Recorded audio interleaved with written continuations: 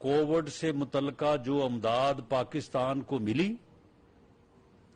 اسے کووڈ پہ کم اور اس مشٹنڈا فوج جو تھی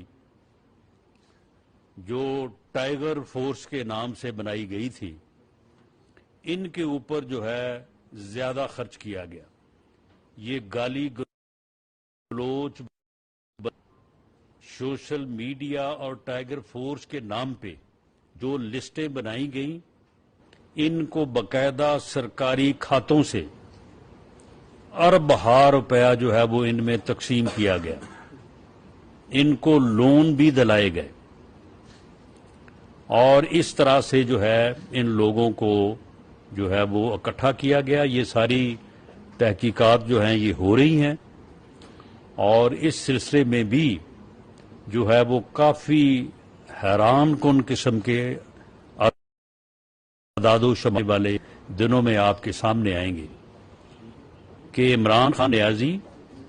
اس ملک میں باقاعدہ طور پہ سرکشی اور بغاوت کی تیاری کر رہا تھا. یہ اس ملک میں اس فورس کے ذریعے سے جس کو یہ منظم کر رہا تھا ملک پہ قبضہ کرنے اور ملک پہ جو ہے وہ اس طرح سے قابض ہو کے اپنا جو ہے وہ گھٹیا ایجنڈا جو ہے اس کو نافذ کرنے کی کوشش کر رہا تھا.